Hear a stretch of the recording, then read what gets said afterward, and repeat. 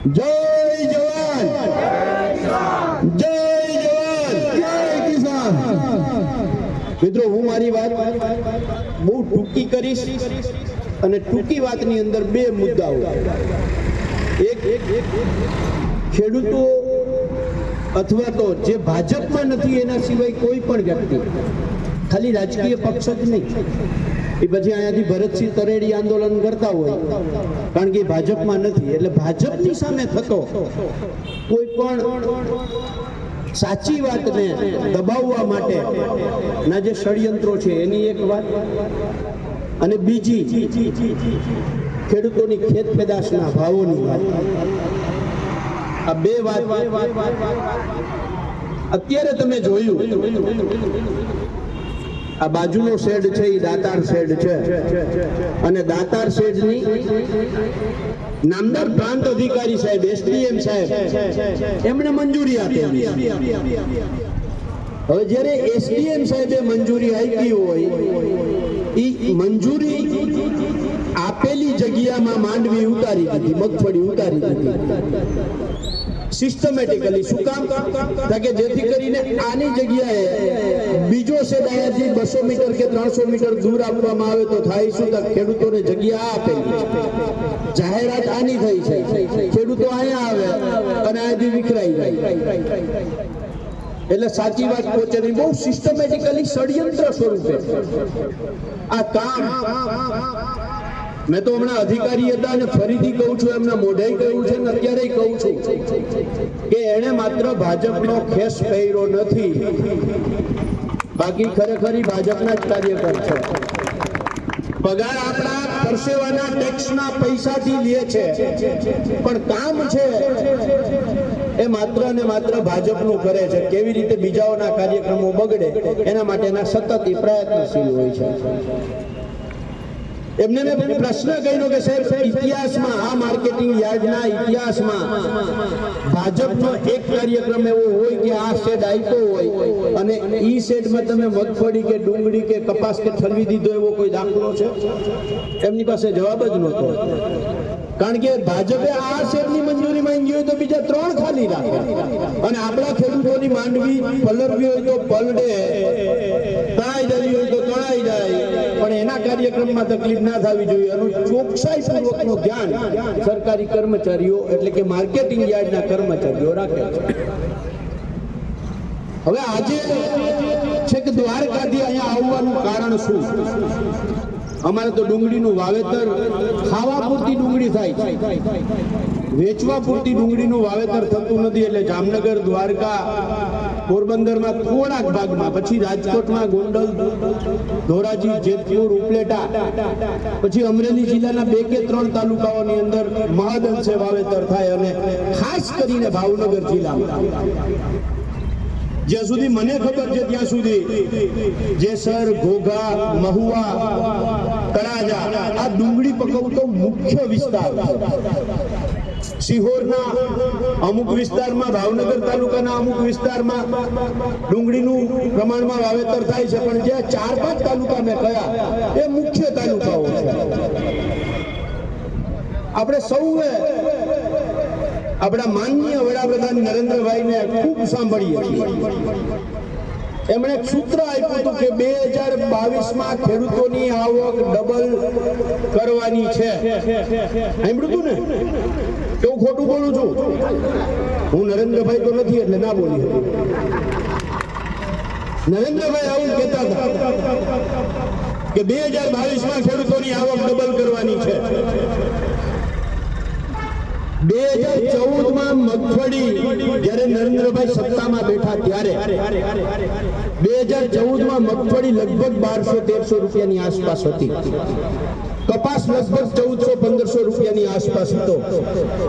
આજે એ મગફળી અને કપાસ તમે જોઈ લો ક્યાં છે, લગભગ એની આસપાસ જ છે, 50-100 રૂપિયા ઉપર નીચે હશે, હું ના નથી પાડતો। તો 2022માં વયું ગયું કે હજી બાકી છે? વયું ગયું ને?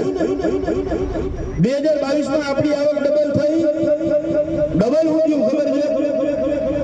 મજૂરી ડબલ થઈ, દવા જે આપણે છાંટીએ છીએ દવા ડબલ થઈ, રાસાયણિક ખાતર ડબલ થયું, બિયારણ ડબલ થયું, ટ્રેક્ટરનું ડીઝલ એની કિંમત ડબલ થઈ, ખેત ઓજારો એની કિંમત ડબલ થઈ, આ બધું જ ડબલ થયું. અને આવક યાની યા રહે, એટલે કે જે ભાવ હતા એ ભાવ ત્યાંના ત્યાં રહ્યા. હવે મને એ સમજાવો કે જો ભાવ ત્યાંના ત્યાં હોય અને ખર્ચ ડબલ 3 ગણો થયો હોય તો આવક ડબલ કેમ થાય? અડધી થાય કે ના થાય? આ બહુ સિસ્ટમેટિકલી આજે ડુંગળીની નિકાસબંધી કરવામાં આવી છે. પહેલી વખત ઘટના નથી. ગયા વર્ષે ઘઉંના ભાવ થોડાક 50-100 રૂપિયા ઉપર થયા. ખેડૂતોને ઘઉંના ભાવ થોડાક સારા મળતા હતા, યાદ કરો. તો સરકારે શું કર્યું? પોતાની ગોડાઉનની અંદર, સરકારી ગોડાઉનમાં જે ઘઉંનો સ્ટોક હતો એ માર્કેટમાં મૂક્યો. એટલે ખેડૂતોના ઘઉં અને માર્કેટમાં સરકારે મૂકેલા ઘઉં સામસામે આવ્યા અને થયું કે ઘઉંના ભાવ પાછા હતા ત્યાં જતા રહ્યા. 2020-21 હું યાદ કરાવવા માંગુ છું. ડુંગળીની વાત કરીએ છીએ એટલે 2020-21 માં આપણે ડુંગળી વાવી 3.5 મહિના થાય ને ડુંગળીને પાકતા. કેટલા થાય? સરકારે ત્યારે જ આપણે વાવી ત્યારે જ સરકારે 5 લાખ મેટ્રિક ટન ડુંગળી આયાત કરવાનો ઓર્ડર કરી દીધો. એટલે યદી આયાત થઈને આવતા 3 મહિના જેવું થાય. એટલે આપણી ડુંગળી માર્કેટમાં આવી, સરકારે 5 લાખ મેટ્રિક ટન આયાત કરેલી ડુંગળી માર્કેટમાં આવી અને થયું હું યાદ કરો આજથી 3 વર્ષ પહેલા 20-21 ની વાત કરું. આપણે બધાએ ડુંગળીને રોડ ઉપર નાખી દીધી હતી, કારણ કે ભાવ ડુંગળીનો 50 રૂપિયા 60 રૂપિયા મણ થઈ ગયો તો ટ્રાન્સપોર્ટેશન પોહાય એમ નહોતું. આ સરકારની નીતિ. એટલું જ નહીં, ગયા વર્ષે નહીં આગલા વર્ષે તુવેર પકવતા ખેડૂતોને તુવેરનો થોડોક ભાવ મળતો. સરકારે મ્યાનમાર બર્માથી 1.5 લાખ મેટ્રિક ટન તુવેર આયાત કરી. એવી જ રીતે કઠોળનો ભાવ જ્યારે થોડોક ખેડૂતોને હારો મળતો થયો, સરકારે કઠોળની આયાત કરી.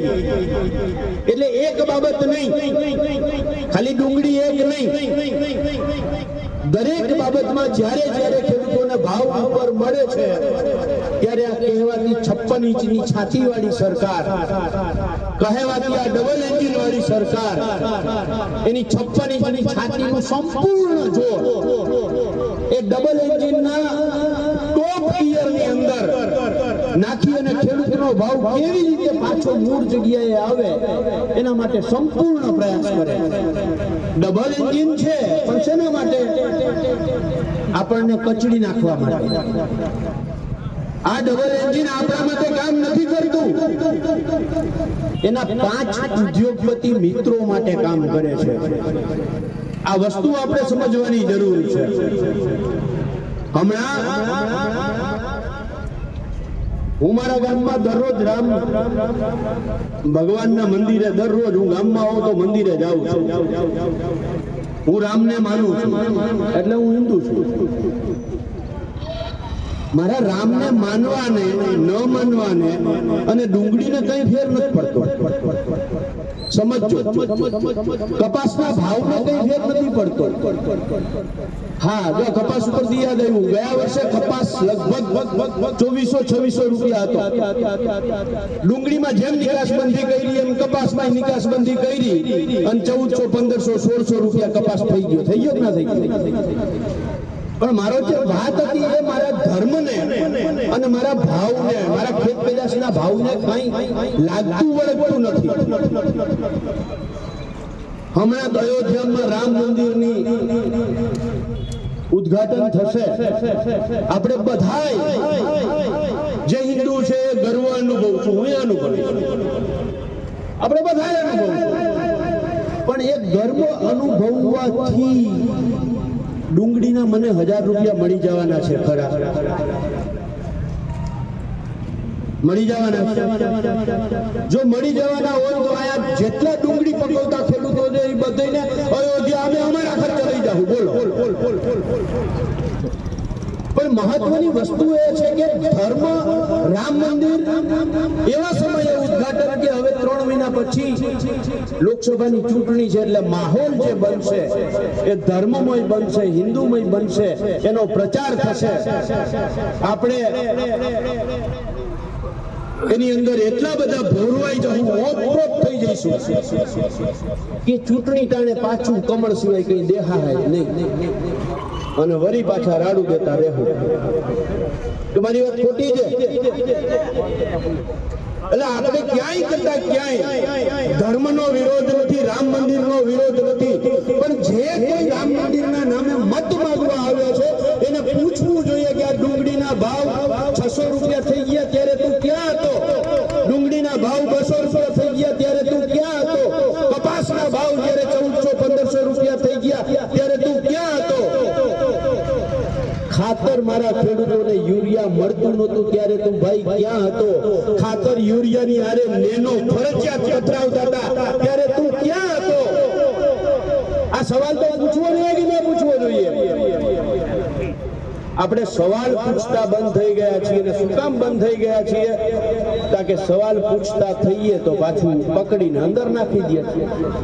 આપણા 5 જણાને અંદર નાખે એટલે આપણે બાકીના 500 જણા ભાગી જઈએ છીએ. આની જ ઘટના મને યાદ છે, ભાવનગરની જ. હમણાં આ ડુંગળીની બાબતને લઈને જ ભાઈ વિજયભાઈ ને ભરતસિંહ ને ઉપાડીને લઈ ગયા તો બીજા દિવસે ખેડૂતો ભેગા થવાનું બંધ કરી દીધું. આપણા હક અધિકાર માટે આ તાનાશાહી સરકાર સામે જો લડતા નહીં શીખીએ, ઝૂમતા નહીં શીખીએ તો ભૂતકાળ તો આપણો ભવ્ય છે એના આપણે ક્યાં સુધી પોતાની જાતે પીઠ થબથબાવતા રહીશું કે અમે ભારત દેશના વતની છીએ? પણ અત્યારે જે ગુલામી તરફ ખેડૂતોને, ગરીબોને, મધ્યમ વર્ગને જે ગુલામી તરફ લઈ જવાની જે આખી સિસ્ટમેટિકલી કાવતરો છે, આ કાવતરાની સમજવાની જરૂર છે આપણે. અને એના સામે લડવા માટે તૈયાર થવાની જરૂર છે. ક્યાંક ધર્મના નામે અલગ કરવામાં આવે છે, ક્યાંક જ્ઞાતિના નામે અલગ કરવામાં આવે છે, ક્યાંક પ્રાંતના નામે અલગ કરવામાં આવે છે, ક્યાંક વિસ્તારના નામે અલગ કરવામાં આવે છે. હું એમ કહું છું કે ખેડૂત છે ને એ ખેડૂત જ છે. એની કોઈ જ્ઞાતિ નથી, એની કોઈ જાતિ નથી, એનો કોઈ ધર્મ નથી કે એનો કોઈ પક્ષ નથી. ખેડૂત ખેડૂત જ હોવો જોઈએ. અને ખેડૂતો માટે જ્યારે લડવાની વાત આવે ત્યારે હું એમ કહું છું કે ખેડૂત જ્યાં પોલીસ વાળા ઉભા છે ને એ ખેડૂત છે. દાવા સાથે કહું છું, મહુવામાં પહેલી વખત આવ્યો છું. આયા ઉભેલા પોલીસ વાળામાંથી 80% ખેડૂતના દીકરા છે. એમને પૂછો, એ કે આપણા વિરોધી નથી. એમની મજબૂરી છે કે એને આદેશનું પાલન કરવું પડે. એમની મજબૂરી છે કે એને આદેશનું પાલન કરવું પડે છે. બાકી એ તમારી ઉપર લાઠી ઉગામતા પહેલા એ પોતાના જમીરને ક્યાંક દોષિત માને છે કે મારે ખેડૂત ઉપર કેમ, અંદાતા ઉપર કેમ લાઠી ઉપાડે. આ વાસ્તવિકતા છે. પણ એમની મજબૂરી છે કે એમને આદેશનું પાલન કરવું પડે છે. જેમ અંગ્રેજો વખતે પણ જે દંડા મારવા વાળા, લાઠી મારવા વાળા આપણા ભારતીય ભાઈઓ અંગ્રેજો ત્યાંથી એટલી ફોજ લઈને નહોતા આવ્યા. એ લાઠી મારવા વાળા આપણા ભાઈઓ જ હતા. કારણ કે એ મજબૂર હતા, એ બંધાયેલા હતા એની નોકરીથી. એમ આ બંધાયેલા છે. બાકી આપણા જરાય વિરોધી નથી. અને મને તો કેટલાય અનુભવો છે. ઓફ ધ રેકોર્ડ ઘણા પોલીસ વાળા ભાઈઓ સ્વીકારે પણ છે કે અમારી મજબૂરી છે. એટલે આપણે ક્યારેય એમને દોષિત ના માનીએ. આજે આ જગ્યાએ આપણે બેસી અને જે કાર્યક્રમ કરવાનો હતો એ મંજૂરી ન આપવામાં અહીંના સેક્રેટરી સાહેબે 100% ભાજપના કાર્યકરનો રોલ ભજવો છે, એમાં કોઈ શંકાને સ્થાન નથી. અને આવું ચાલતું રહેશે. એના માટે આપણે સૌએ ખેડૂતોએ જાગૃત થવાની જરૂર છે. અને ડુંગળીના જ્યાં સુધી નિકાસબંધી ન હટાવવામાં આવે ત્યાં સુધી એમની સામે સતત લડવું જોઈએ. અને એના ભાગરૂપે હું તમારી વચ્ચે અહીંયા આજે આવ્યો છું. આવનારા દિવસોમાં જ્યારે પણ તમે બોલાવશો તો મારી આવવાની 400 કિલોમીટર કાપીને આવવાની તૈયારી છે. આપણા પ્રશ્નો માટે આપણે ખુદે જાગૃત થવાની જરૂર છે, લડવાની જરૂર છે.